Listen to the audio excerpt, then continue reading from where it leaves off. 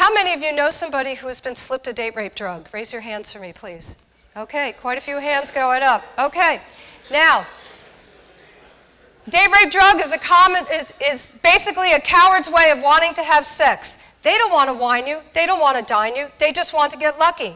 And guys, do not discount this and think that this is something that's only happening to the ladies, because what we're also seeing, now guys are being slipped a date rape drug as a way to facilitate a robbery. I have a friend who's an actor in New York City. He was at a bar down in Florida talking to a married couple. Next day, he wakes up, he's having a couple drinks with them, everything was okay. The next day, he wakes up, he's in a strange hotel room, his wallet is gone, his pants were off. He has no idea what happened to him that night. So men are also being victims of date rape drugs as well. The two drugs that are most commonly being slipped into people's drinks are roofies or ribinol, or G, and GHB. The onset of these drugs are very fast. GHB takes effect in 15 minutes. Roofies takes effect in about 20 to 30 minutes. I want you, if you are choosing to use alcohol, to know how you normally tolerate it. If you feel severely intoxicated after 1 or 2 drinks, you need to get 911 medical attention immediately. Typically, what will happen is you will be disoriented, slurred speech, poor muscle coordination. And as these drugs are mixed with the alcohol, you will now experience an extended blackout that will last for 8 to 10 hours. You will have absolutely no memory of what happened to you that night.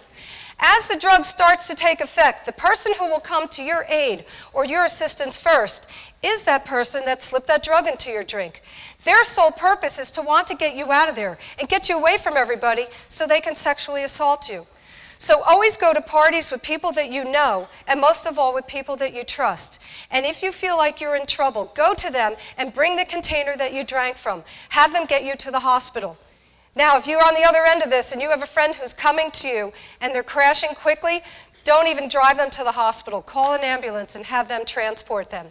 At the hospital, they can check the residue that's in the container and they can determine exactly what has been slipped into your body.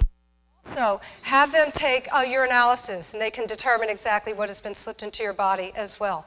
The best thing you can do, prevent yourself from becoming a victim. Do not drink from a punch at a party. I've heard of way too many stories of the punches where somebody's waking up the next day in a strange bed, not even knowing whose bed they're in. Do not drink from a container that's being passed around. Do not share a drink with an individual. If you're in a really crowded bar, club, or a party, put your hand over your cup. A lot of times we'll talk with our hand on our hip just like this. Somebody can nonchalantly come right by and just drop something in the cup, and you would not even notice that something has even gone in there.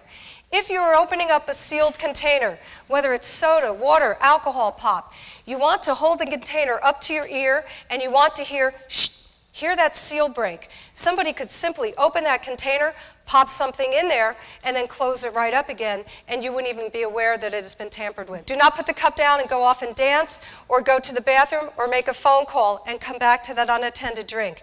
If you left it unattended, pour yourself a fresh one. When you are old enough to drink at a club or a bar, if somebody asks you if you would like a drink, go to the bar with that person. Watch the bartender make your drink and make sure the bartender's okay. I have a friend whose niece is working in New York City, and she's bartending, and she said on almost every shift that she's working on, somebody offers her money to slip a date rape drug into their date's drink. So you want to make sure that the bartender is okay with this too. As soon as the drink is poured and as soon as it's mixed, then you make sure you're the one that grabs it first, okay? So always be in control of that drink. Somebody could be passed out at a party. You may think they're experiencing alcohol poisoning, but when a date rape drug is mixed with the alcohol, the person can actually pass out and they can actually go into a coma.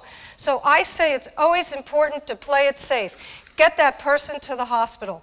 It's so much more important to save a life. I'd rather you waste a trip to the emergency room than potentially lose a friend.